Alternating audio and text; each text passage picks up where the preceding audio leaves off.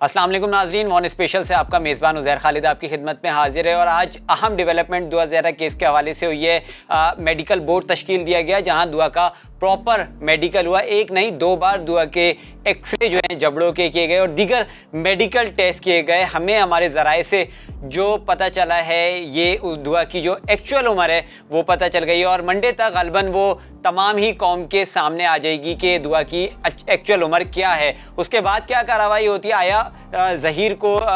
ऐसी अदालत छोड़ देगी, बाइज़्ज़त बरी करेगी, या ज़हीर को कोई सज़ा हो सकती है, जैसे कि बताया जा रहा है कि ज़हीर के पीछे कोई गैंग है। आज से इस सब मामले पे बात करने के लिए आज मेरे साथ शाहिद हुसैन सीनियर रिपोर्टर मौजूद हैं और इनसे बात करेंगे कि आज की समाअत में क्या क्या होता रहा, आज के केस में क्या डेवलपमेंट है। जी बिल्कुल, जो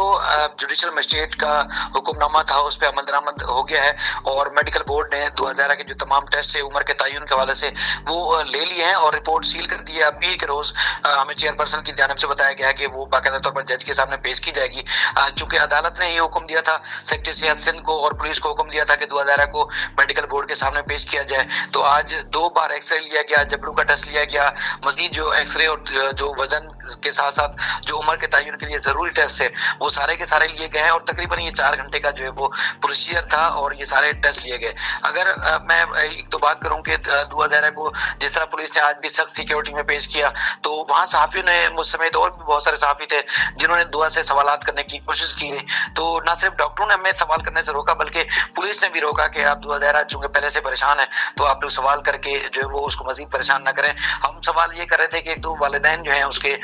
वो कानूनी चाराजोई कर रहे हैं, तो क्या ऐसा प्रेशर है, क्या ऐसी बात है कि वो वालिदैन से मिल नहीं रही, वालिदैन से बात नहीं कर रही या वालिदैन से मुलाकात का इजहार नहीं कर रही। तो लेकिन दुआ ने जो है वो मुसलसल हमने देखा कि ना सिर्फ इन सवालात का जो है वो इग्नोर किया, जवाब नहीं दिया, बल्कि उसने कोई किसी किस्म का रिस्पॉन्स नहीं दिया।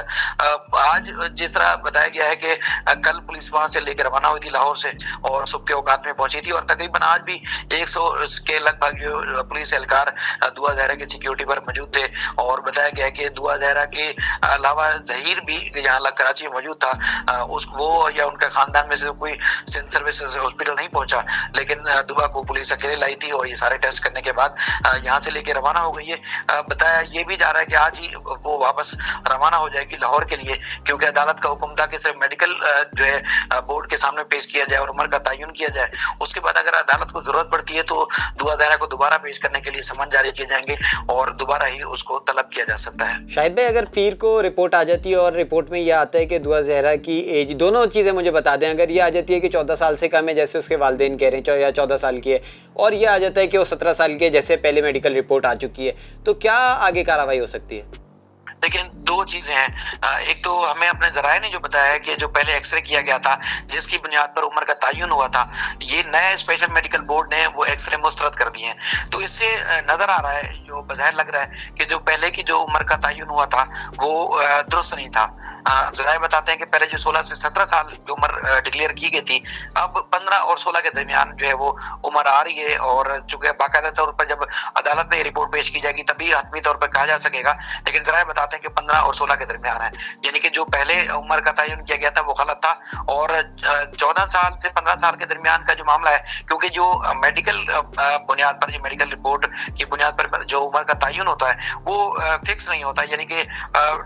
डेट टू डेट नहीं होता, उसमें कुछ ना कुछ मार्जिन जरूर होता है। कानूनी माहिरीन और इस तरह जो हेल्थ से के जो एक्सपर्ट्स हैं वो भी यही बताते हैं कि कुछ ना कुछ मार्जिन होता है, यानी कि 7-8 महीने ऊपर नीचे जरूर हो जाते हैं। तो इस तरह अगर 15 से 16 साल के दरमियान भी उम्र है तब भी कानूनन वो जुर्म है जो है वो लड़की को अगर बहला फुसला कर आप ले जाते हैं या लड़की अपनी मर्जी से भी आती है तो तब भी ताज़ीरात पाकिस्तान की दफा 163 के तहत मुल्जमान के खिलाफ कार्रवाई की जाएगी जिन्होंने बहलाया फुसलाया था। देखिए, ये कानूनी कार्रवाई और ये कानूनी फोरम में अभी बहुत बड़ी जंग बाकी है। लड़की अगर अपनी मर्जी से चली गई, लड़की ने अपनी मर्जी से शादी कर ली, लड़की ने जो है कहा कि उसको खतरा था, सारी चीजें अपनी जगह पर, लेकिन जो कानून है, कानून कहता है कि अगर बच्चा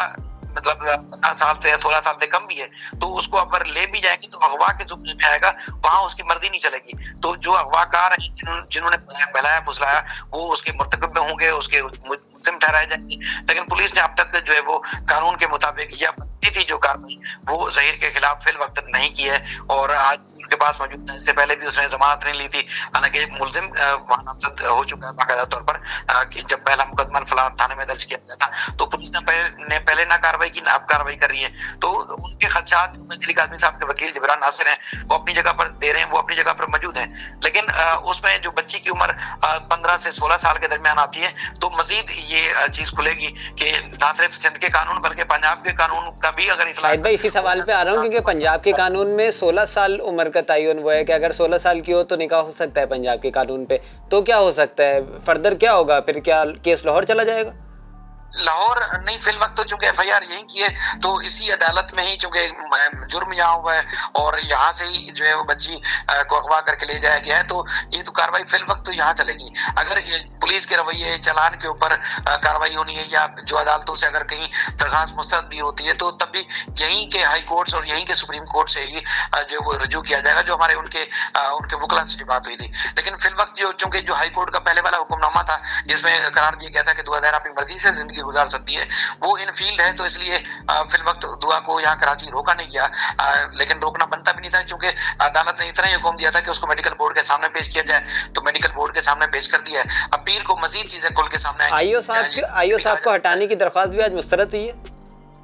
वो तफ्तीशी अफसर को तब्दील करने के हवाले से दरखास्त दायर की गई थी, वो मुस्तरद हुई है। वो इस तरह के अदालत ने करार दिया है कि जो तफ्तीशी अफसर की रिपोर्ट थी मुकदमा खत्म करने के हवाले से वो जुडिशल मजिस्ट्रेट ने मंजूर नहीं की और उसके बाद फिर उस फोरम के खिलाफ अपील करने का जो हक है वो भी बाकी है, 2000 की उम्र का तयन होना भी बाकी है और उसके बाद फिर अगर तफ्तीशी अफसर कहीं गलत काम करेगा तो उसके खिलाफ फोरम पर किसी न किसी फोरम पर जो है वो रजू किया जा सकता है। तो फिल वक्त जो तफ्तीशी अफसर को तब्दील करने का जवाब नहीं है, अदालत ने जो एतराजात या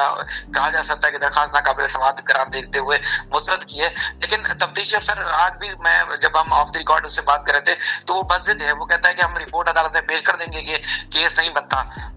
यानी कि अगवा का ये केस है नहीं, लड़की अपनी मर्जी से गई है। तो अब उस पे जाहिर है अब उसकी नीयत पे जिस तरह कहा जा रहा है या उस पे कहा जा रहा है कि जानबदारी का मुजाहरा कर रहा है, तो उससे तो जो माँ बाप के शक्कू को शुबहात हैं वो अपनी जगह पर मौजूद हैं। लेकिन अगर अदालत का ये जो हुक्मनामा है अदालत के फैसले के खिलाफ भी उनके जो कानूनी माहिरीन या वकला है दिलीक आज़मी साहब के, वो हाई कोर्ट से रजू कर सकते हैं। अच्छा शाहिद भाई, आज इनके वालिदैन भी पेश हुए थे कोर्ट में? जी, वालिदैन भी मेडिकल बोर्ड के सामने पेश हुए थे। इनकी दुआ ज़हरा से कोई डायरेक्ट मुलाकात हुई है 1 to 1? वो पेश हुए थे और उनसे जो मांगा गया यानी कि दस्तावेजात मांगी गई थी, वो दस्तावेजात उन्होंने मेडिकल बोर्ड के सामने रखी, जिसमें नादरा की दस्तावेजात, हॉस्पिटल जहाँ बच्ची पैदा हुई थी और उसके अलावा पासपोर्ट की दस्तावेजात समेत सारी चीजें पेश कर दी उन्होंने। और उसके बाद फिर मेहदी अली काज़मी साहब उनके वकील जो है वो उन्होंने अलहदा मुलाकात की, मेडिकल बोर्ड के सवालों के जवाब दिए। फिर उनकी जो अहलिया मेहदी अली काज़मी साहब की वो अलहदा से मिली। वो कोशिश मतलब इस तरह माँ बाप के हम देख रहे थे, तड़प तो थी बेटी से मिलने की, लेकिन बेटी के अंदर वो चीज अब नहीं देखी गई। अब 3 चीजें हो सकती, या तो बेटी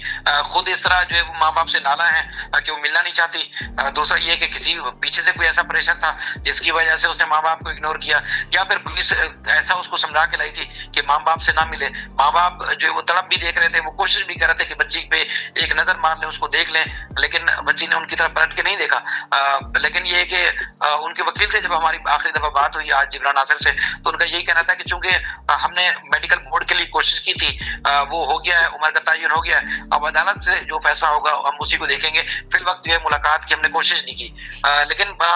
हम मतलब बार बार हम देख रहे थे कि तफ्तीशी अफसर या पुलिस चाहती तो माँ बाप से मुलाकात जरूर हो जाती। लेकिन तफ्तीशी अफसर से जो मेरी बात हुई वो कहते हैं कि हमने समझाने की कोशिश की बच्ची को जब रास्ते में आ रहे थे लाहौर से कराची कि माँ बाप से मिल ले, लेकिन वो रो रही थी इस बात के दौरान, लेकिन मिलने से उसने इनकार किया। शाहिद भाई बिल्कुल आखिरी सवाल मुझे ये बता दें कि अगर उम्र कम निकल आती है बच्ची की और ये साबित हो जाता है कि बच्ची उस उम्र की नहीं है जिस उम्र की बताया जा रहा है, तो मजीद क्या बच्ची को कराची में रहने की अदालत जो है हुक्म दे देगी कि अपने वालिदैन के पास रहेगी बच्ची? क्या कार्रवाई हो सकती है? ये जो पीर को रिपोर्ट पेश की जाएगी, अगर बच्ची की उम्र कम है, जो बताया जा रहा था वो उम्र नहीं है, तो अब बच्ची को पेश करने के लिए समन जारी किए जाएंगे उनको तलब किया जाएगा कि जहां पर भी है उसको अदालत में पेश किया जाए। अदालत में पेश होने के बाद फिर उसके मुस्तकबिल का फैसला होगा कि क्या माँ बाप के पास जाना चाहती है या फिर जो है वो शेल्टर होम जाना चाहती है। ठीक है, अगर कम उम्र साबित हो जाती है और उसके बाद अभी आप ये जिक्र कर रहे थे कि बच्ची प्रेशर में लग रही है, तो अगर बच्ची प्रेशर में लग रही है तो फर्दर ये भी कार्रवाई होगी, मतलब अदालत पता लगाएगी या पुलिस को हुक्म देगी कि किस लोगों की वजह से बच्ची प्रेशर में थी, जिसकी वजह से बच्ची ने अब तक इतने बयानात दे दिए, 17 तारीख को कोई और बयान देती है, अब तक इतने बयानात हो गए मीडिया के सामने, यूट्यूबर्स के सामने। तो ये होगा कि अदालत इसकी कार्रवाई करेगी कि इसके पीछे कौन है आखिर केस के पीछे। बिल्कुल इस तरह का हुक्मनामा सामने दायर आएगा, जरूरी आएगा, क्योंकि जब ये कम उम्र डिक्लेयर हो जाती है तो फिर तो वो वाला मौक़िफ़ होगा जिसमें ताज़ीरात पाकिस्तान की दफ़ा 163 के तहत कार्रवाई होगी कि बच्चे को अगवा किया गया है। 16 साल से बच्चा कम उम्र हो, अगर वो अपनी मर्जी से भी जाए तब भी अगवा के जुमरे में आता है। तो अब उन मुल्ज़मान के खिलाफ या पीछे जो गैंग है उनके खिलाफ उसी तरह की कार्रवाई होगी जो अगवाकारों के खिलाफ होती है। तो वो अब इसमें जब रिपोर्ट सामने आ जाएगी, बाकायदा तौर पर अदालत में पेश की जाएगी, तभी मजीद कार्रवाई हो सकती है। बहुत शुक्रिया शाहिद भाई। शाहिद हुसैन मेरे साथ मौजूद थे, सीनियर रिपोर्टर, और मुझे सारे केस की तफसीलात बता रहे थे कि अब इस केस में क्या होने जा रहा है। क्या मंडे को ये केस फुल एंड फाइनल ख़त्म हो जाएगा या मंडे के बाद कोई एक नया मोड़ जो है इस केस में आएगा। तो मंडे को जब समाअत होगी, वॉइस ऑफ नेशन की टीम वहाँ पे मौजूद होगी और आपको दिखाएंगे, आपको बताएंगे कि दुआ ज़हरा के केस में मज़ीद क्या अपडेट हुई है। इसी के साथ अपने मेज़बान उज़ैर खालिद को इजाज़त दीजिए। अल्लाह हाफ़िज़। वॉइस ऑफ नेशन की वीडियोस देखने के लिए हमारा चैनल सब्सक्राइब कीजिए और बेल के आइकॉन पर क्लिक कीजिए ताकि आप हमारी तमाम आने वाली वीडियो से बाखबर रह सकें।